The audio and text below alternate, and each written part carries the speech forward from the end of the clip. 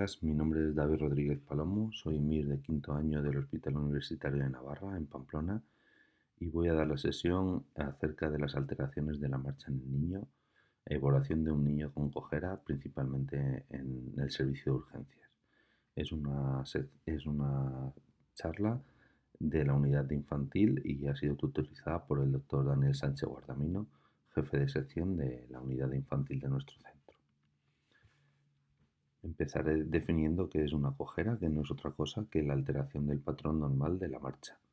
En el patrón normal de la marcha lo entendemos como el patrón que tienen los adultos. Básicamente tiene dos fases, la fase de vuelo y la fase de estabilidad o de sostén, de- de apoyo, que a su vez tiene otras tres fases, la fase de contacto, la fase de estabilidad y la fase de propulsión. Sin embargo, los niños cuando empiezan a caminar no empiezan con este patrón del adulto, sino que tienen un patrón muy característico con una amplia base de sustentación, abriendo mucho las piernas, pasitos cortos y descoordinación de los brazos y las piernas. Y paulatinamente, según van creciendo, van estabilizando la zancada, adquiriendo el movimiento recíproco de los brazos con las piernas y a la edad de unos 7 o 8 años el patrón se estabiliza y empieza a ser similar a de los adultos. La causa de que la marcha tenga esa evolución progresiva viene determinada por las características anatómicas que tienen los fetos humanos en el útero. La posición del feto en el útero o la posición fetal pues determina una anteversión femoral muy llamativa, a veces mayor de 45 grados, un genovaro muy importante y una versión tibial y de los pies, una aducción de los pies bastante importante. Tras el nacimiento, esas alteraciones se van corrigiendo, la versión tibial va disminuyendo y el pie se va alineando hasta llegar al patrón adulto, que se caracteriza por un menovalgo ligero de unos 5 a 7 grados, una anteversión femoral muy ligera de 15 grados y una versión tibial habitualmente externa de 15 grados, siempre con las variaciones individuales que cada uno tenemos de nuestras extremidades. Los patrones de la marcha, hay veces que tenemos patrones de cojera pues muy característicos y los hemos podido agrupar en diferentes grupos. La cojera más frecuente es la cojera antiálgica, que suele tener un origen traumático y se caracteriza principalmente por una disminución de la fase de apoyo y un aumento de la fase aérea, sobre todo disminución de la fase de propulsión y de estabilidad. Esta cojera habitualmente tiene una causa traumática. Otras cojeras que podemos ver en traumatología pues pueden ser la marcha de Trendelenburg, también ocasionada por una insuficiencia de la musculatura aductora, el intoin, ocasionado por alteraciones en la versión de las piernas, y el resto de cojeras que muestro a continuación pues son muy características de patología neurológica o pediátrica. Las causas de las cojeras pueden ser diversas, desde congénitas como la parálisis cerebral, el pie-zamba o el astrágalo cervical, las traumáticas, que suelen ser las más frecuentes y aparecen en cualquier edad, infecciosas, habitualmente por infecciones víricas como el enterovirus, pie, mano, boca, que pueden dar alteraciones como la sinovitis transitoria, que veremos posteriormente, o enfermedades neurológicas, musculares u óseas. El diagnóstico se basa en tres pilares fundamentales, que son la anamnesis, la exploración física y las pruebas complementarias. La anamnesis es básica en el diagnóstico de este tipo de cojeras, bien del niño, que suele ser más difícil, ya que es difícil que los niños nos den toda la información, como de los convivientes. Es importante determinar el inicio y la duración de la misma. Hablamos de una cojera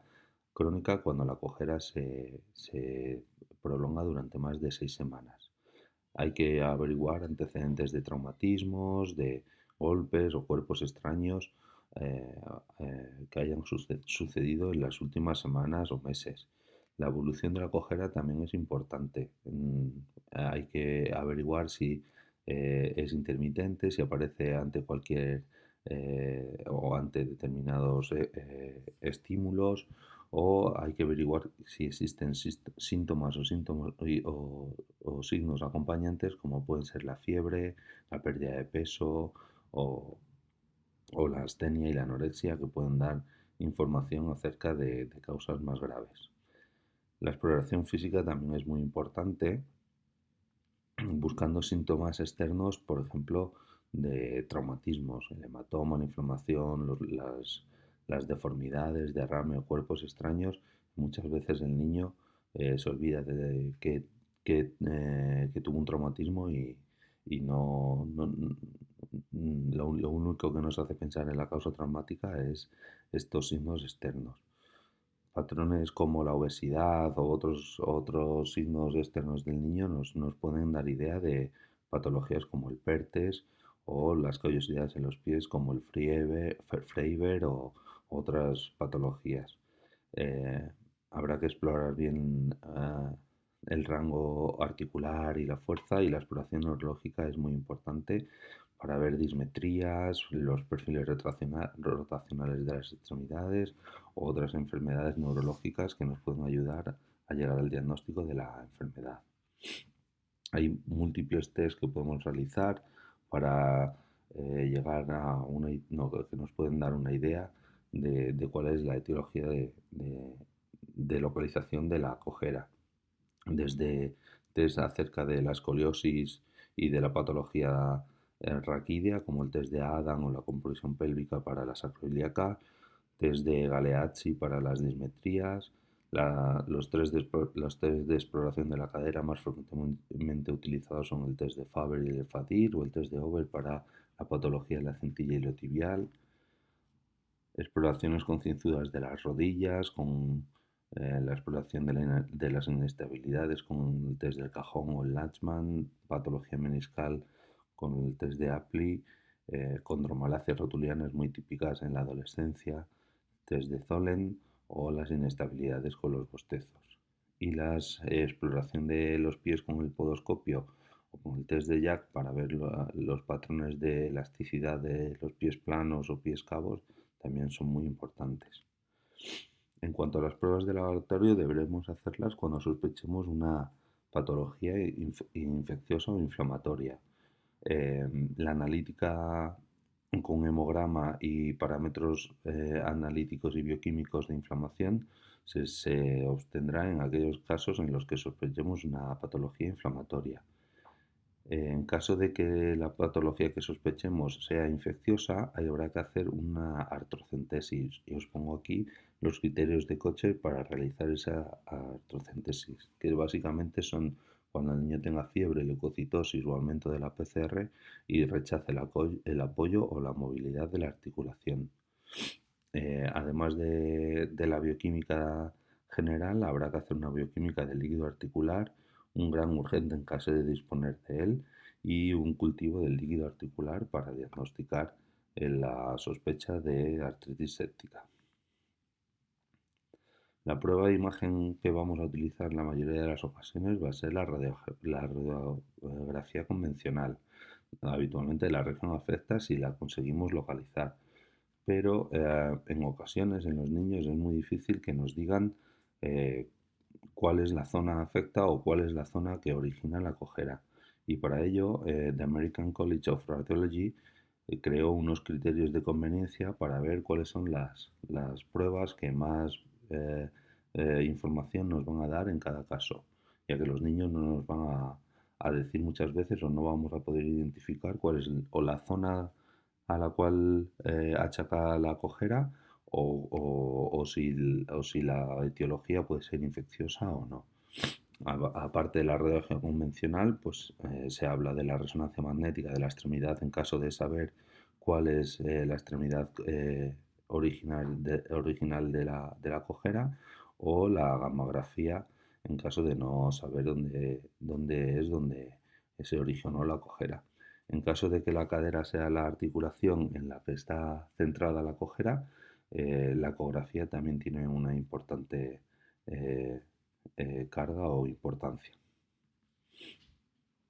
Dentro del manejo vamos a dividir las causas traumáticas, inflamatorias y las alteraciones rotacionales y dismetrías de los niños. Dentro de las causas traumáticas, pues ahí vuelvo a repetir, la causa es la causa más frecuente de cojera.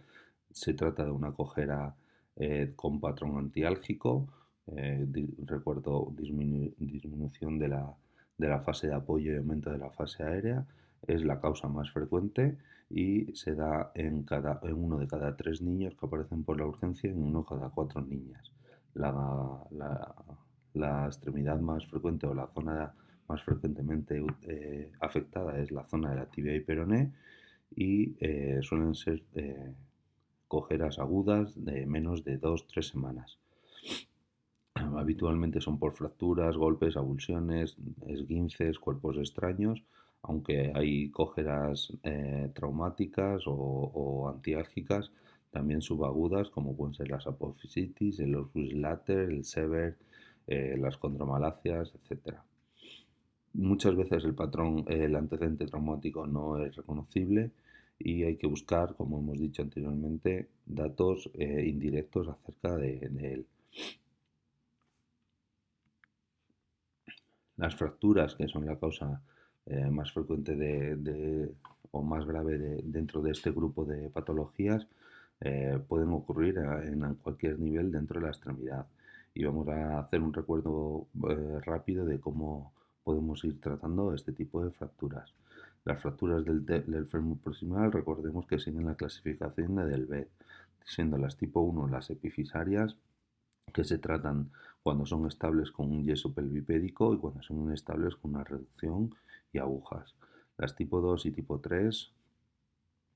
son las fracturas que más frecuentemente desarrollan una necrosis vascular de la cadera y por lo tanto, a no ser que la reducción sea anatómica, son fracturas de tratamiento quirúrgico. En menores de 5 años, cuando son inestables, se deben hacer la reducción y tornillo de compresión de cadera pediátrico. Y en las tipo 4, las intertrocantéricas, son fracturas quirúrgicas y con un tornillo de compresión de cadera. Las fracturas de fémur diafisarias en menores de 5 años se pueden tratar con un yeso pelvipédico o el arnés de Pavlik cuando son muy pequeñitos, o transicionando a un brace de F2 como el que tenemos en la figura, que va a permitir la carga en 2 o 3 semanas. En mayores de 5 años, la reducción cerrada y los clavos elásticos son la técnica de elección para este tipo de fracturas, igual que en los adolescentes. Las fracturas de fémur distal se clasifican según la clasificación de Salter-Harris. Las estables, tipo 2 o tipo no desplazadas, se tratan con un yeso pleuropédico y las tipo 3 y 4, que suelen ser más inestables, con una reducción cerrada y tornillos canulados. Las fracturas de espinas tibiales siguen la clasificación de Meyers-Kiever y hay que saber que las tipo 2 y tipo 3 son fracturas habitualmente inestables y necesitan un tratamiento quirúrgico con reducción abierta y estosíntesis con tornillos canulados. Las fracturas de avulsión de la TTA siguen la clasificación de Odgen, perdón,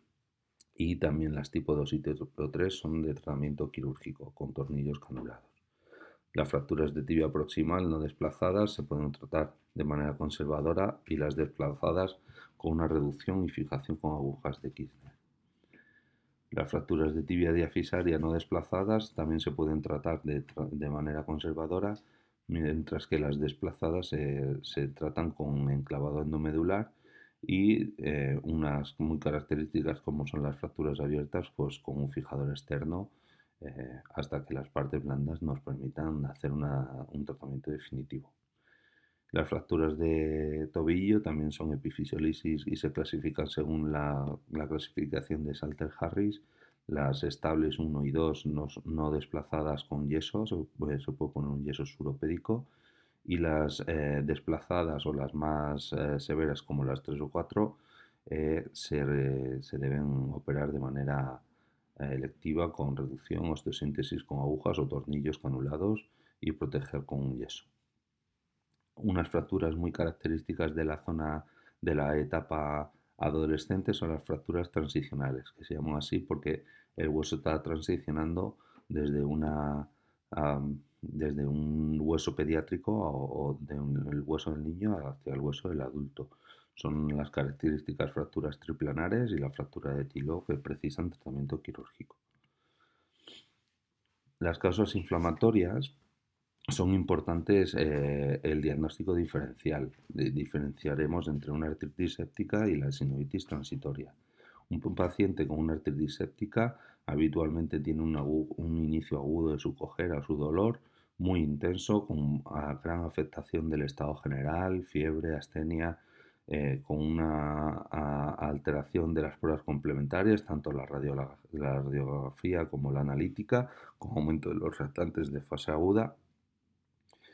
y su tratamiento va a ser drenaje de la articulación y tratamiento antibiótico. Es importante su diagnóstico y su diferenciación de otras patologías más banales, ya que la artritis séptica es una entidad grave que puede comprometer el futuro de la extremidad. Sin embargo, la sinovitis transitoria, que también es una causa frecuente de cojera, es la causa más frecuente de cojera no traumática propiamente dicha, tiene un origen y tiene una presentación muy similar, con un niño con una presentación aguda, con el niño con mucho dolor cuando se le estimula y cuando se le mueve la articulación, bien en la ingle o bien alrededor de toda la pierna, pero es una patología banal, en la que el niño, aparte del dolor, no tiene otros síntomas, no tiene fiebre ni afectación del estado general, y su tratamiento es conservador, con antiinflamatorios y reposo. Las características del líquido en la artrocentesis de las articulaciones, cuando sospechamos una artritis séptica de origen infeccioso, pues son como las que tenéis en la imagen, con un color o un aspecto opaco, amarillo verdoso o blanquecino del líquido, con una celularidad muy importante, mayor de 50.000 o de 100.000 células, habitualmente polimorfonucleares. Si hacemos un gran vamos a ver gérmenes, y es muy característico el consumo de la glucosa dentro de la articulación, del líquido, y el aumento de las proteínas. Para el manejo de las alteraciones axiales y rotacionales hay que ser bastante concienzudo a la hora de determinar estas malformaciones o deformidades. La evaluación debe ser, como digo, concienzuda, iniciando por la cadera, valorando el grado de versión femoral y tibial, siguiendo por el ángulo frontal, las alteraciones en varovalgo, y por último las variaciones del tarso y de las dismetrías. Para valorar el ángulo de versión femoral tenemos que saber que este ángulo está constituido por dos ejes, el eje intertrocantérico, y el transcondilio. Cuando existe una anteversión femoral, este ángulo aumenta, y cuando existe una retroversión, el ángulo disminuye y se acerca a cero. Durante la marcha, nuestra cadera está centrada en el acetábulo, como vemos en la imagen A, teniendo los ejes de la extremidad enfocados hacia el frente. Sin embargo, cuando tenemos una anteversión femoral, como en la imagen B, cuando la cadera se centra en el acetábulo para poder hacer una marcha, los ejes de la extremidad giran y rotan hacia la línea media, haciendo que la marcha sea con una rotación interna del pie, o intoin. Sin embargo, cuando tenemos una retroversión femoral, como en la imagen C, vemos que cuando se centra la cadera dentro del acetábulo para hacer la marcha, la rotación del pie es hacia externo, hacia la lateral, y tenemos una marcha que se llama en Outtoin.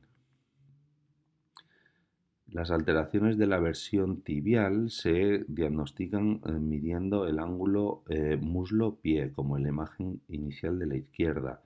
con el goniómetro.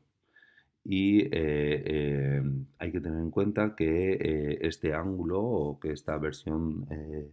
tibial es normal cuando el ángulo muslo-pie es alrededor de unos 15 grados. Para la elaboración del genu varo y genu valgo, como las que vemos en la imagen, nos vale también el mismo goniómetro, y hay que saber que en enfermedades determinadas, como la enfermedad de Bloom, estas deformidades pueden ser unilaterales. En cuanto al perfil del pie, hay que conocer pues, patologías congénitas que ya se diagnostican muchas veces de manera prenatal, como el pie zambo o el astrágalo vertical, y que estas patologías pueden ir asociadas a otras deformidades o a otros síndromes generales.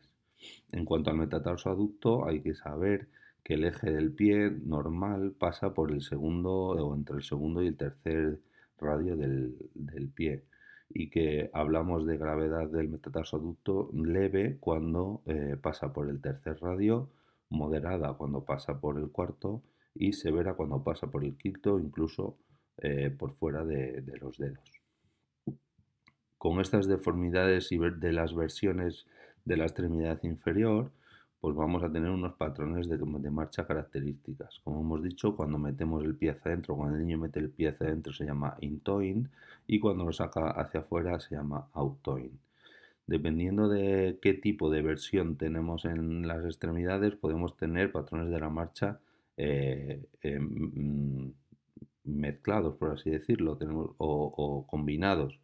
que hay veces que nos pueden equivocar, ya que, por ejemplo, una anteversión femoral y una versión tibial externa nos va a dar un eje neutro, pero el paciente tiene alteración de estos ejes rotacionales. Por eso es importante explorarlos de manera sistemática. El tratamiento puede ser conservador o inicialmente va a ser conservador en estos niños, como por ejemplo, pongo un ejemplo, el sistema de Ponseti para los pies zambos o incluso para el astrágalo cervical, perdón, el astrágalo vertical, perdón, que también se puede tratar con yesos progresivos, o quirúrgico.